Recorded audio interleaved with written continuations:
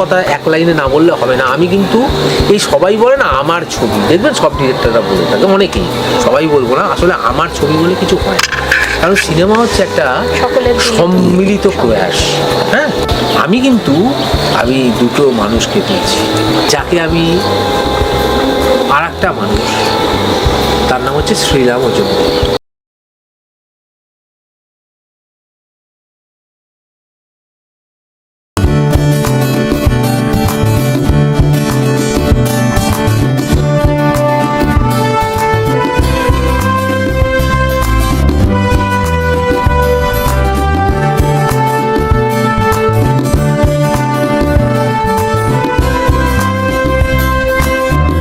নমস্কার, আবার আপনাদের স্বাগত। আজকের আমাদের অতিথি দেবাশিস লাহিড়ী। তিনি একজন স্ক্রিপ্ট রাইটার এবং ডিরেক্টরও বটে। আজকে তার সাথে আড্ডায়। নমস্কার। নমস্কার। আপনি বলুন এবার যে আপনার এই যে ডিরেকশনের ব্যাপারটা, এইটা কি আপনার ছোটবেলার থেকেই ইচ্ছেটা ছিল? হ্যাঁ, কারণ আমি তখন খুব ছোট। তার আগে প্রথমে বলে রাখি, এই যে আপনারা আমাকে ডেকেছেন এর জন্য অশেষ ধন্যবাদ, এটা জানানো উচিত। হয়তো প্রথমেই আপনি প্রশ্ন করলেন বলে আমি আপনাকে ওইভাবে শুরু করলাম, কিন্তু না, আসলে আমার আন্তরিকভাবে ধন্যবাদ জানাই। আপনারা আমাকে ডেকেছেন। আসলে আপনাদের এই যে প্রয়াসটা, অর্থাৎ একটা, আমি তো আসলে অনামী, আমি তো বিরাট নাম ধাম আমার নেই। সবাই যে মানে আপনি ডেফিনেটলি সেই জায়গাটার মানটা রাখেন বলেই আপনাকে আজকে আমরা এখানে পেয়েছি। না, এর জন্য সেটা আমার, হ্যাঁ, এই কারণে অজস্র ধন্যবাদ। আসলে কি হয়, মানে আমি খুব ছোট্ট তখন, এই ছোটোবেলা থেকেই যেটা আমি করে এসেছি সেটা হচ্ছে একটা শিল্পের প্রতি আমার একটা টান তৈরি হয়। হয়তো আমার বাবার জন্যই, কারণ আমার বাবা মূলত পরিচালক ছিলেন, মূলত থিয়েটার করতেন। আমার বাবা, হ্যাঁ, থিয়েটারের পরিচালক ছিলেন। তো সারাদিন এই মঞ্চ নিয়ে থাকতেন তো বাবা, সেই কারণেই ওই ছোটোবেলা থেকে রিহার্সাল দেখা ইত্যাদি ইত্যাদি আমাকে খুব টানতো আসলে, যে এই জগৎটা টানতো। আর বাবা ছোট্টবেলায় প্রচুর গল্প বলতো, আর আমি কি করতাম, ওই ছোটরা যেমন করে, খুব ছোট তখন আমার আমি তখন একেবারেই ছোট, বছর 5 বছর হয়তো বয়স হবে আমার। আমি আনাড়ি হাতে ওই স্ক্রিপ্ট লিখতাম, একেবারেই আনাড়ি হাতে লিখতেন। হ্যাঁ, মানে ভেতর থেকে ওটা মানে বাবা যেভাবে গল্প বলতো, রাজারানীর গল্প, বুদ্ধভূতু ইত্যাদি ইত্যাদি অনেক কিছু হয় না, হ্যাঁ, রাক্ষস খক্ষস, একটা কল্পনার জগৎ তৈরি হতো। মানে বাচ্চাদের গল্প শোনানোটা একটা কল্পনার জগৎ তৈরি হয়। ঠিক। আর আমার বাবা খুব ভালো গল্প বলতো, আর আমি ওগুলো লিখে কি করতাম, পাড়ার কিছু বাচ্চাদের নিয়ে আমি জড়ো করে, আমারই বয়সে জড়ো করে কি করতাম, নিজেই তখন আমি ডিরেকশন দিতে শুরু করলাম। এটা কিন্তু পুরো ব্যাপারটাই একটা, মানে কি বলবো, অগোছালো, কোনোটাই গোছানো নয়, কিন্তু ওই তখন থেকেই আমার একটা ওইটা তৈরি হয়ে যায় যে আমি একটা, মানে আসলে একটা ডিরেকশান দেব।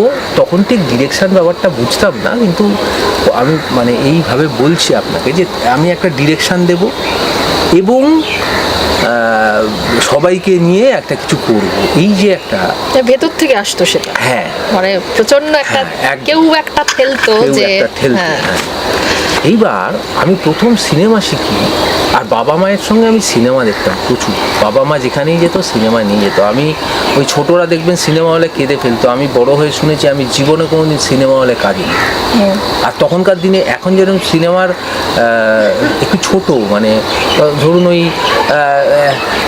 কি বলবো, ঘন্টা 2-এর মধ্যে শেষ হয়ে যায়, তখন কিন্তু 3 ঘন্টা, অনেক বড় স্প্যানটা, অনেক বড় সিনেমা। তো ওই অত বড় স্প্যানে সিনেমা আমি কিন্তু বাবার সঙ্গে বসে বসে দেখতাম, মায়ের সঙ্গে বসে বসে দেখতাম। তো এইভাবেই আমার ভালো লাগা বলুন, ভালোবাসা বলুন, এই শিল্পের প্রতি একটা টান বলুন, তো তখন থেকেই তৈরি হয়েছে। পরবর্তীকালে আরেকটু বড় হওয়ার পরে আমি যখন সিনেমা শিখতে শুরু করি, তখন আমার সিনেমাটা শেখা অন্য লোকের মতো নয়, অ্যাকচুয়ালি আপনাদের চ্যানেলে আমার বলতে ইচ্ছে করছে বিষয়টা, অবশ্যই। সেটা হচ্ছে সবাই যেমন ধরুন ছোট্টবেলায় আমরা ওই কমিক্সগুলো আছে না, আমি ওই জন্য একজন ভদ্রলোককে খুব সম্মান করি এবং খুব শ্রদ্ধার চোখে দেখি, তার নাম হচ্ছে নারায়ণ দেবনাথ। হ্যাঁ, কেন? কারণ ওই ভদ্রলোকের যদি ওই বাটুল দি গ্রেট, নন্টে ফন্টে আর হাদা বোধা না থাকতো, আমি বোধহয় সিনেমাটা শিখতে পারতাম না। আচ্ছা, একদম। আপনি মানে এটা কজন জানে আমি জানি না, আমার সৌভাগ্য হয়েছে তো এইভাবে তৈরি করা নিজেকে। ওই কমিক্স থেকে একটা সিনেমার একটা ভিত তৈরি হয়। আচ্ছা, কেন জানেন?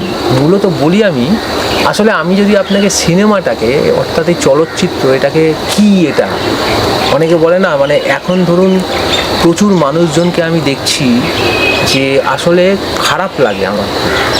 সমাজের যারা খুব প্রাতিষ্ঠানিক শিক্ষা যাদের ভেতরে রয়েছে, আমি তাদের সঙ্গে কথা বলে খুব হতাশ হই। এই কারণে আমার মনে হয়েছে এরা সিনেমাটাও বোঝে না, অধিকাংশ মানুষ।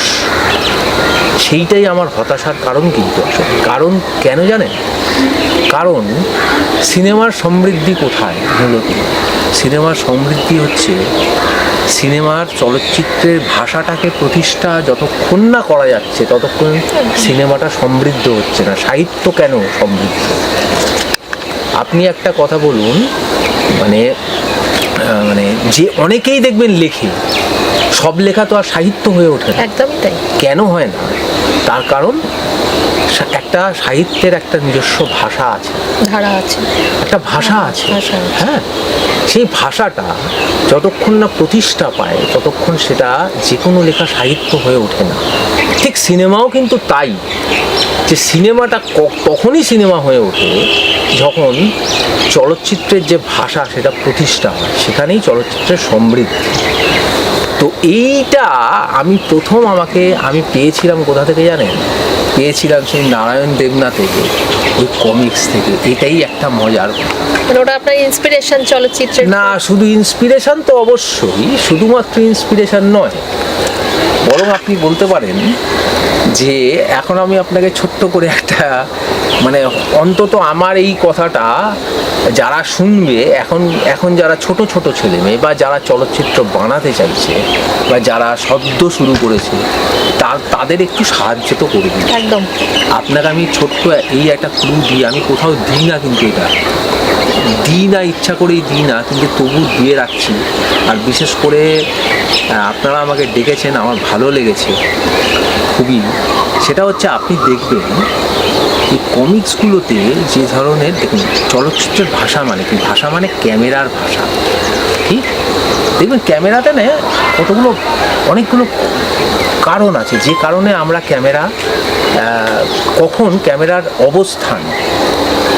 ক্যামেরার অবস্থানের ওপর নির্ভর করে একটা চলচ্চিত্রের ভাষা। অর্থাৎ আমি কখন একটা হাই অ্যাঙ্গেল শট নেব, পেছন থেকে নেব না সামনে থেকে নেব। হ্যাঁ, এই যে বিভিন্ন কোন কোণে ক্যামেরাটা বসাবো এবং তার উচ্চতাটা কত, কখন নিচে থেকে ক্যামেরা করব, কখন উপর থেকে ক্যামেরা করব, কখন আই লেভেলে ক্যামেরা করব, এগুলো কিন্তু সিনেমার এটাই কিন্তু মূলত চলচ্চিত্র ভাষার অন্যতম অঙ্গ। হ্যাঁ, এইটা আমি যখন প্রথম দেখি তখন দেখি দুটো লোক ভয়ে দৌড়াচ্ছে, দুটো ছিল। হ্যাঁ, উনি যে ছবিটা এঁকেছেন সেইটা দেখা যাচ্ছে, মনে হচ্ছে যেন উপর থেকে ক্যামেরা বসালে ফিগারগুলো ছোট হয়ে যায়। আপনি একটা জিনিস দেখবেন যে আমি যখন একটা চলচ্চিত্রে বা কোনো ছবিতে, বিশেষ করে দেখুন চলচ্চিত্র তো মূলত আসা তো তার স্টিল থেকেই তো এসছে। তো আপনি দেখবেন আমি যখন দেখাবো, ক্যামেরা যখন উপর দিকে রাখবো, উচ্চতায় থাকবে, দৃশ্যবস্তুর যখন উপরে ক্যামেরা থাকবে, তার মানে কি দৃশ্যবস্তুটা ছোট হয়ে গেল।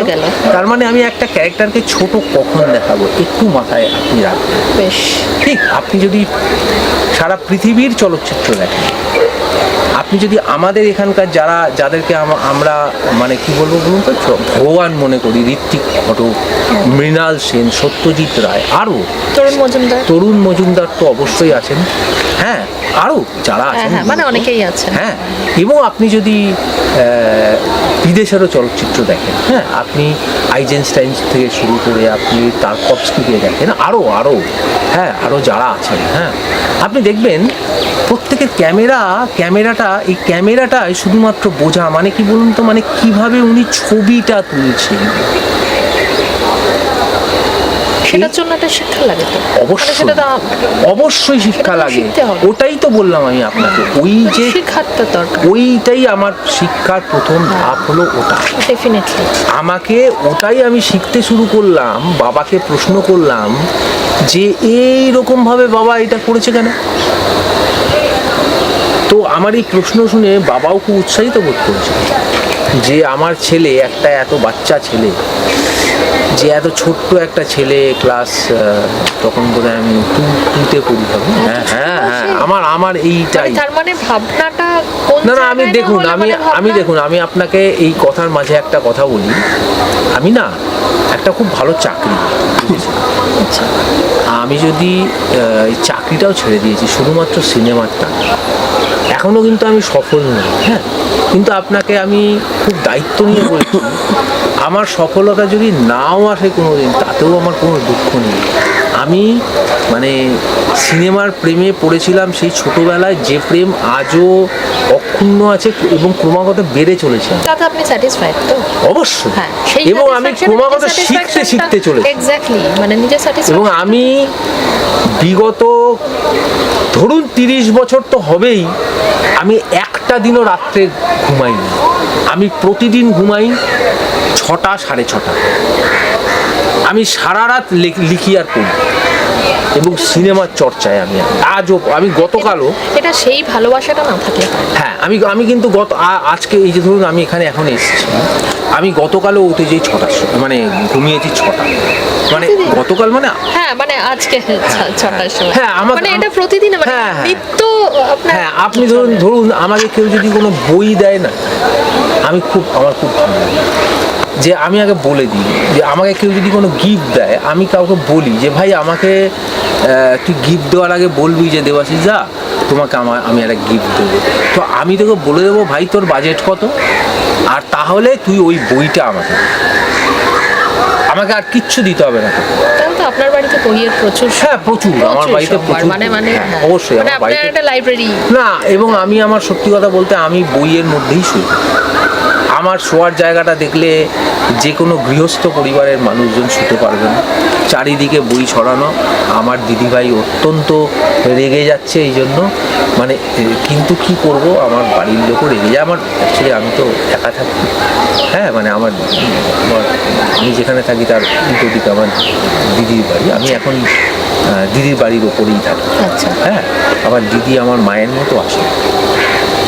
আসলে আমার ছোটোবেলায় মা মারা যায়, তখন 6 বছর বয়স, তখন বাবা আর দিদি আমাকে বড় করে। আর আমার দিদি বলতে পারেন আমার দিদিভাই হচ্ছে আমার মা।